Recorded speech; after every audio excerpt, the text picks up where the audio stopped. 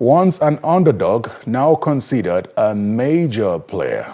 I'm joined by Dr. YINUSA Tanko, as a former spokesperson of the Peter Obi Presidential Campaign Organization. Welcome to Political Paradigm. Thank you very much. Dr. Tanko, I'm curious, and I'm just going to hit the nail on the head. What's in the air? What's going on? What are all these meetings about? Are we looking towards a coalition or a merger? Okay, basically, 5 things. Nigeria is in a dire need of rescue. There's no doubt. It's clear and everybody can see that. 2, the level of poverty is so high, especially in the northern part. 3, democracy has been deliberately put in danger by this government. 4, the level of decay in the system is so alarming that some have even lost complete hope. When you look at the issue of economy of the country, it's so much left to be desired. There was a shop we used to barb our head some couple of weeks ago. It has closed up because there's no business. And this is in Abuja. And when you look at the man, Peter Obi, he has always been interested in these areas of needs of the Nigerian people. In fact, sometimes the nomadic nature of the man scares me. Sometimes you see him in Cambridge, you see him in Akwa Ibom, you see him in Maiduguri, you see him in Zamfara, where the killing is so huge, and he traveled by roads. Those are the things of concern to His Excellency Peter Obi. And he said, look, let's hit the road. Apart from flying from one part of the country, let's go even through the roads. And you are all witness to what happened to him on his way to Benue State, just for him to visit the IDK camps, to see the people in their dire needs. And of course, the governor, who was scared to receive such a person, refused him entry. He has to even turn back. To a point, I always ask him, His Excellency, all of this danger that we face, he said, well, you can't run away because the people need you. And you must be there for the people. That's why he's always there. And that is the crux of the matter. Of synergizing with the people. Not left, right, and center. South, east, west. Meet with the people. Speak to them in the language that they will understand. That this is about rescuing Nigeria. This is about putting food on the table for the Nigerian people. Connect with the Nigerian youth irrespective of where they reside. Recently, His Excellency just did a program of entrepreneurship, trying to help the younger ones, donating money into it. Now, meeting the northern youth, northern leaders, is like, look, gentlemen, this country needs help. How do we connect with each other? And I must say here, there's been a tremendous relationship between His Excellency Peter Obi and the northern part of this country. That is a connect that is needed. So what you are seeing is a coming together of Nigerians, thinking alike, trying to find solution to the problems of the country, and said, look, how do we get Nigerians out of this wood? That is the crux of the matter. Okay, beautiful. Quite a lot has been said, which has to do with the governance aspect of it. And we would have time to talk about the governance aspect of it based on some of the things you said, because you must win an election before you affect a change. So that's why I asked, what exactly is all this about? The kind of people he's been having meetings with, good enough. Some say it's a good move to have a close relationship with the North. The numbers are there. What exactly is in it for Mr. Obi? And some of his followers have said, president or nothing.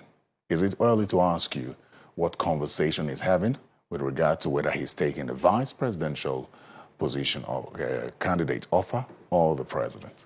Let me make a clarification. The coalition, yes, Mr. Peter Obi, is a coalition discussion with like minds who are interested in rescuing Nigeria from the earlier point I enumerated. Okay? But you could see clearly, this is not coalition of political party yet. These are coalition of individual candidates who believe that Nigeria needs to be rescued.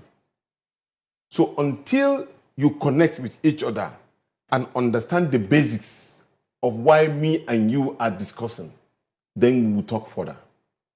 At the moment, a lot of understanding is being established as regard to the point of what we need Nigeria to be, not what it is at the moment. That is the most important thing. Mr. Peter Obi kind of politics is about the people. It was amazing yesterday, while we just left each other, he was in Lagos, he called and he was trying to find out that how can you talk about tax when the people are in poverty? How can you put an electricity tariff? And he was talking on top of his voice, so you can feel the pain in him. That's supposed to be the most important thing at everybody's mind at the moment, because without the people, there is no politicking. Well, I've also followed conversation from the people, Yeah. most of which are the obedient movements. And I know that in the build-up to the 2023 elections, the obedient movement were sort of a pressure force to make sure that Mr. Obi left the PDP to a new party, the Labour Party at the time, just so that he could be a man on his own and not associate with persons they consider to be the problem of the country. Those are the kind of people he's meeting with now. And so some are raising concerns as to what man says that I want a new path for Nigeria based on my ideology and my clean record, so to speak, without associating with people who are with like minds with regard to the state of the country and who have put the country where the country is today. See, the politics of Mr. Peter Obi is quite distinct. It's not the conventional way of politics that people think. Have you ever seen Mr. Peter Obi abusing anybody? He doesn't even call names. He deals with the issue. He's an issue-based kind of politician. And he never engaged anything about violence. And that's what makes him different and distinct. He has been able to connect with the Nigerian youth who are in full demand. They are not requesting. They are demanding for good governance. And so we call anybody who is demanding for good governance in Nigeria as an obedient. And that is the message and the principles of Peter Obi, and that is what is selling to the Nigerian youth. And they bought into it. And now what they are asking, which is very much in line with his own principle, is that, look, we want you to help us champion that particular cause and give us good governance as you preach. So in the process of trying to reach out to people, sometimes you may meet somebody who does not even believe in you. Like a case in what happened in a coffee shop where Mr. Peter Obi met the Nigerian youth just recently in Abuja. And he said, I don't like staying where I've always been hailed. You must bring out some bad things about me so that I will improve on it to make me better and to deliver the people. That is a sound mind speaking. It is not everybody that speak in that direction. And they're in the hall. Simply, the people, the young boys and girls identify Obinna, now becoming popular in the social media, that, look, the guy has been criticizing Peter Obi, and Peter Obi said, hey, young man, I want to hear your criticisms. How many of our leaders as of today does that? Let me ask you a question. How do you respond to those who wonder what sort of change Mr. Obi could bring to Nigeria by having conversations with people he chose not to associate himself with because of the state of the country, who have led this country over time and have sort of failed this country? Who would have thought that the messages of Peter Obi will have resonated with the Nigerian youth today? Nobody. Because at the point in time, they were more interested in music and all of that. Even those older ones who did not even want to associate themselves with him, many did not want to associate themselves with him. In fact, when they see him, they run. But today, he's one of the most requested politicians in Nigeria, just like you said, because he's been able to take care of the negative thinking of those particular persons and return it into a positive energy. And that is what we should be able to do. And that's what he has been able to do as a person. With all due respect, what is the correctional center for? When you arrest a criminal and put him in a correctional center, what are you hoping for? You are hoping that probably in the prison he will change and then become a better person. Really so? So now, many of the people that have done a lot of wrongs think differently. Because an alternative message has been sent to you by a single person. And that particular message makes sense to you. And so you are thinking that, okay, why don't I try this particular energy and turn the country around? And that does not stop you from becoming a rich person. Instead of you engaging into criminal tendency and stealing the country to a point of stupor, Peter Obi led the government of Anambra, and he didn't have a huge dining table where people come in every now and then to come and do buffet. He has only 4 chairs and 4 tables. And when you come in to spend your time with him, you exchange presents. Of course, he will offer you normal things that's supposed to be offered. But you don't expect this kind of over-bloated kind of thing that happens. Because the money is needed somewhere.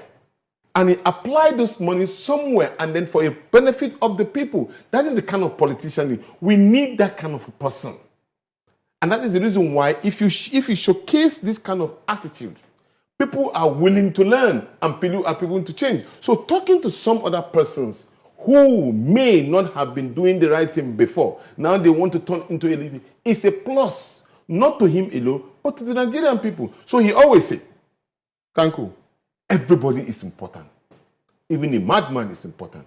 Reach out, communicate with them, speak with them in a language that they can understand. Turn around their psyche and make them believe in Nigeria and make productive use of whatever opportunity they have for the people. All right, Dr. Tanko, this suggests that Mr. Obi has plans with regard to how he wants to lead the country. So it makes me ask you this question. Is Peter Obi open to a vice presidential offer? We are not even talking about a vice president position. So he's not open to being a vice president? We are not talking about vice president position. Ours is to tell Nigerians that you have a product that can turn around the fate of Nigeria. As a president? Yes, as a president. So, at the last meeting. I just wanted to clarify. Yes, this whole conversation has nothing to do with the option of a vice presidential candidate. No, I just enumerated to you why those particular conversations took place. You know, I'm saying, is to rescue the country. I'm saying, because whether you like it or not, I've followed conversations from Obedience as well, and they have repeatedly said that if the offer is for vice president, Peter Obi should not take it. So I'm asking you now, do you align with that? Of course, because I am leading the Obedient movement, and that is the demand of the Nigerian people. So when we get to that particular bridge of saying that, look at the statistics, look at the optics, look at the balance sheet, and look at what this particular position will tend for us. One, it unites the country, bring in the youth which have been neglected for very, very long time, who are now ready to come into politicking. What about the changes of the innovations that he puts in as a governor of Anambra, the narrative that he has changed for 8 good years, for God's sake? Nobody had an armed robbery case against Peter Obi in that state. There was none. And people are still going, you can go and compare. Apart from the fact that he left money into the cover, these are things that we are not used to hearing or seeing. But it really did happen. With one single person. Paying pension and gratuity with nobody owing him anything. Making sure that there's industries and building roads that connect every local government together. Some even went ahead and started blackmailing and said probably there was no local government, but there was. So in every area of facet of our daily lives, the basic fundamental that is required, Peter Obi met that particular score sheet. So if you have such a person, why would you shop for another? On the issue of local governments, maybe you want to clarify. Yes. Because during his time as governor, he ran the state at some point with interim administrators at local government level and had a fallout with the APGA at the time. which wanted local governments because they needed them to build structures for the election. So you might want to clarify. At a period, yes. But at the end of this particular period of tenure, he had the local government election. I was not told. I saw it. So I wanted to verify, just like as you are asking me. So that particular local government election took place. You can verify. It's not something that you Google it right now, you will see there was local government elections. And yes, of course, in politics, there's always, ups and downs and all. But once you can be able to navigate the system and get it done, I mean, it's just up. You are coordinating the obedient movement. Yes. Now. And some fear that movement is not as alive as it used to be. I know that at a symposium last year, you had said something about restructuring the obedient movement to give it more life. Could you clarify what you meant by that and the extent to which that has been done? After the 2023 general elections, of course, a lot of obedient felt that's supposed to be a kind of a full demonstration and going onto the streets, fighting for the mandates, and that politics in Nigeria require visibility and all of the physical battle. And then, of course, it is not the style of Mr. Peter Obi. He sends his message in a different light and yet very, very effective. So at that point, there was a slowdown in terms of activities of the people. So when I was named last year in September to lead, it becomes that the obedient movement is just moving amorphously. And then if we are not careful, it will go into an extinction. So why he now agreed that, look, the best thing is that let's get it together. Let's get it organized in a formal way. And so that way we will be able to get our people together and reinvoke their will. Okay? Some, of course, are still not really still angered with some such a situation, and they want a more forceful way. And some are of the opinion that the youth need to be more energized and electrifying like it used to be. But it takes time. Once you have an issue of that nature, you take time to rebuild. And that is what we are rebuilding. At the moment, we've had series of building. We are even coasting down because already we've had the National Coordinating Council in place. We've had the directorate already in place and up and running. We've had series of advocacy in each of the zones except for South and North Central. We've had individual pockets of states too also meeting each other. Recently, we've concluded with building 25 states of the Federation already up and running. Now, we also have launched our registration portal, which was not there before. And now we have registration going on. Every now and then people are registering. So we want to know our numbers. We want to warehouse ourselves. You agree with me, no matter how electrifying we were at that time in 2023, we were not able to cover some polling units.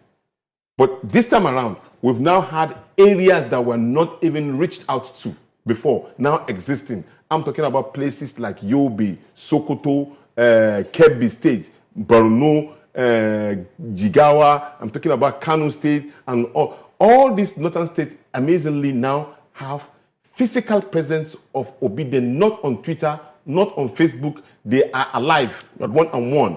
And, as we move along, there will be teething problems. So we continue to evolve and correct some of those particular ills. But the major task ahead of us is to ensure that every nook and cranny of the Federation of Nigeria, Peter Obi has connected with them, and he has already been able to do an excellent job of getting the people who were not there before, now they are alive. Let us just be humble in terms of our area of coverage. There is no politician today, quote me, there's no politician today that can tell you that he can give you a block vote of a region, apart from Peter Obi. There's none. What region are you talking about? About Southeast, which, of course, Ebonyi falls into. Anambra, Imo States, Abia State. Imo State. Imo State. All of the 5 states. All of the 5 states in the state. You can be sure that Peter Obi vote, if election take place today, would be a block vote for him. There is no single politician in Nigeria that can deliver that, including the Mr. President as of today. So you think that the entire Southeast will vote for Mr. Peter Obi in 2027? They can continue trying, but they cannot get it. So that brings me to the people of the North. Yes. Because now the conversation has extended to the North. Yes. Why did the North not vote for Obi last in 2023? And why do you think the North will vote this time? They did. Maybe not commensurate to the level of expectancy. I'm from the North. I voted for Peter Obi, and quite a number of people. I know the mark number that was enough for me. And we have a target. As I just told you, can you believe for the first time, because of one single person, Peter Obi, we held Twitter space in Hausa language? In Hausa language. It has never been done. On 2 occasions, even in those particular, people are speaking, young boys and girls of northern extraction are the one championing. You can Google it, it's verifiable. But I thought they said politics is local. So when you're dealing with Twitter for the North, which we know doesn't have a high Twitter population, is that politics enough for you? Good. The question you want to ask yourself is that it is dominant in the South at a point. It's a wearing house. People meet and speak their minds freely. And we have already now have physical presence of those particular persons. In Lagos, we just had a program. Peter Obi was not at that particular program, but the hall was filled to capacity. People who usually speak to themselves from different, they don't even know each other, but they met in Lagos until you see the Southwest entirely met. And they met the same way too in Kano. They met that way in Gombe. They met the same way in Onitsha. And they will be meeting possibly a different way in Port Harcourt or Bayelsa State, and probably in the North Central.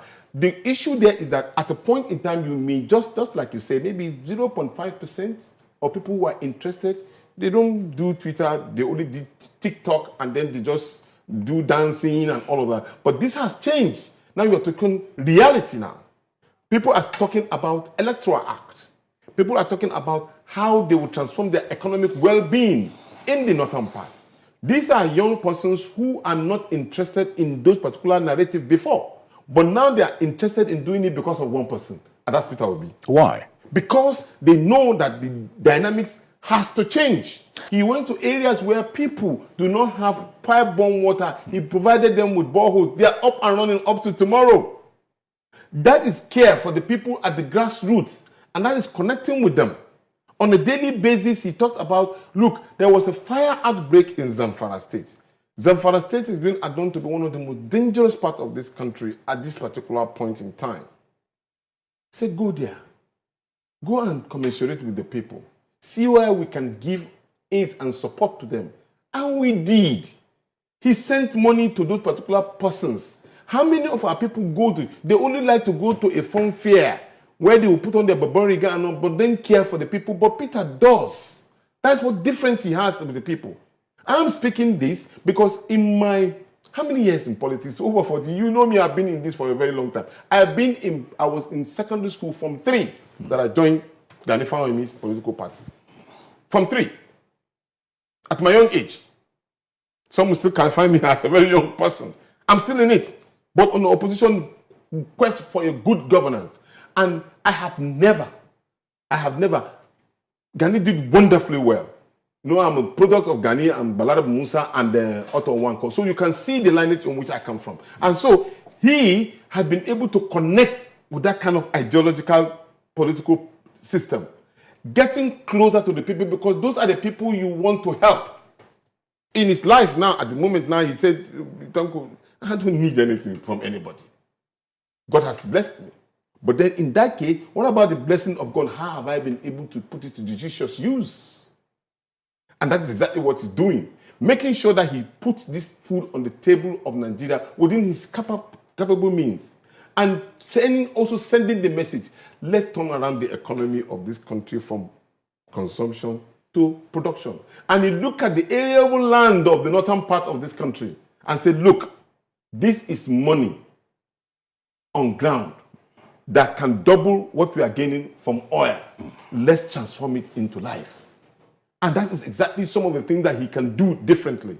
Do you know from his own calculation, as he mentioned yesterday at the gathering, he said Netherlands is not up to Niger State. Netherlands. And they are producing more than what we make from oil. Just one landmark in Nigeria. So you can imagine if Niger State can be turned into a hub, agricultural hub. You can imagine Maiduguri with that kind of huge land. You can imagine Kano State, Zamfara State. You can imagine Kaduna. Not talk about the ones in the south. No, not at all. Just talk about the lands in the north. So what we will be making as a country will be unbelievable income. And that way, it will have taken care of simply our insecurity. Just as we wrap up this conversation, with regard to the politics of things, it almost suggests now that as far as the Labour Party is concerned, it is only Mr. Peter Obi's ambition that is priority. I say that because you are losing members every day, just about every week, to be specific, in the National Assembly. Every week. How do you intend to win? What this means is that the chances of other members of your party are getting thinner by the day as your political strength depletes. That brings us the issue of one of the 5 points I raised with you, the danger in a democracy. The Electoral Act, and of course Mr. Peter Obi has made it clear, we are not mixing words. This particular government is involved in the problems that we are facing in most of the political parties. And unfortunately also, they had an enabler, the Electoral Act. Because the Electoral Act was actually clear, but it was not enforced. That you cannot trade somebody's manifesto for another manifesto and still contain that particular chair. It's totally unacceptable. Ethically wrong. Completely ethically wrong. But we have it in Nigeria, and that is because there are intimidation, coercion, and probably, stick and carrot approach. You must join us, otherwise we will do this. So that's why you are seeing many of the people who we are seeing joining the APC are not joining themselves on their own personal will. And I want to commend those who have remained resolute and determined to remain. But your members are also joining the PDP. And that's what I'm saying. Are they being coerced to join the PDP as well? Everybody, because probably that is where we need adjustment in the Electoral Act. I mentioned it earlier. You see, the Electoral Act needs to give us a proportional representation, where funds that are supposed to be allocated to each of the political parties remain with the political party, those who are in position in the National Assembly. That way, everybody will feel the security that it's looking for. Many people want to go to a place where they feel there is a certain security. I agree that we have an internal issue within the party. There's no doubt about it. But that is a caveat that the Constitution provides for and that is where it is faulty. It is faulty. It is meant because people want to use it as an alternative or probably an exit way. You cannot, Terry, look at me. Me and you contest on the same political party. We won. And we sent to the people that this is ABC, what we are going to do based on our manifesto. Then because already we've won and then we just trade it in and go back to political party C. Do we have a right to sit on that particular seat? Obviously, no. If we want and we're popular, we'll go back to the people. We seek for election. And look, gentlemen, I saw that the manifesto of political party A and B was not favorable and is not delivering to you what I promised you. So therefore, I want to change to political party C. So I left my seat and I'm telling myself, vote for me so that I can bring the manifesto of political party C to you. That is what is expected to be done. And the electoral and constitution also provide that. But because of the manipulation tendency in our system, they don't want to declare that particular seat vacant. And they feel it's an advantage to them, which is a very big mistake because it's just implosion waiting in the process. It will happen. We've seen it happen before. The concerns around other levels of election within your party are huge. Yeah. Because as it stands, people rode, as it stood at the time, people rode on Mr. Peter Obi. Exactly. To get to where they are. Now, they don't think that the people who rode on him to get to where they are have left or are leaving and going to perhaps a ruling All Progressive Congress, or if their state is a PDP state, they're going to the PDP and all that. So that brings the question of what grassroots mobilization do you have as you prepare for the next election? If the negotiation or if your strength of negotiation is Mr. Obi. So what happens to the Labour Party in the end? Well, a party is a party. It will always find its way to survive as a party. As far as we are concerned, is to ensure that we get closer to the people on the grassroots. We have shifted our mobilization from the Twitter space. We have shifted it to physical humans. I just told you now that we are even doing a membership card, which is digital. And everybody that is obedient and believe in it is easy. You can easily tweet it. Right now, in the 5 minutes, you are already registered. You don't need me to be there to register. Just click on the net, and then you are already a registered member of the movement. It's so simple. Trending now on the internet space is that His Excellency Mr. Gregory Peter Obi has once again revealed to Nigerians that after the year 2027, that he may not be coming back to the ballot, that he may not be contesting for presidency for any reasons. Peter Obi, who has been very consistent with what he preaches and what he believes in concerning Nigeria and the world at large, went further to give very beautiful reasons why he may not be contesting for president or presidency after the year 2027. And I can tell you, this is probably whether he wins or whether he did not win. In furtherance to that, Peter Obi maintained that as a matter of fact, that politicians must have a retirement age. We will dive more into that very discussion. But before then, listen to Peter Obi and hear it once again that he's not desperate to be the president of Nigeria, but desperate to see Nigeria work. Sure, I would have to do far more than that. Number one question is, I'm not on campaign. I know we live in a system where for public office holders and people who have called themselves politicians, which I'm among, we are only after elections. We only be seen during elections. But I can tell you, it's everyday job. It's something you need to go around and learn the problems of the country, so that you actually know how to solve them, and contributing and building a better society has nothing to do with office. I've said it several times that I'm not desperate to be president of Nigeria. I'm desperate to see Nigeria work. I'm desperate to see Nigeria, the poor, the less privileged in Nigeria, being pulled out of their difficult situation daily. That is what I'm desperate to do. That's what I'm desperate to see. And all of us can do it in one way or the other.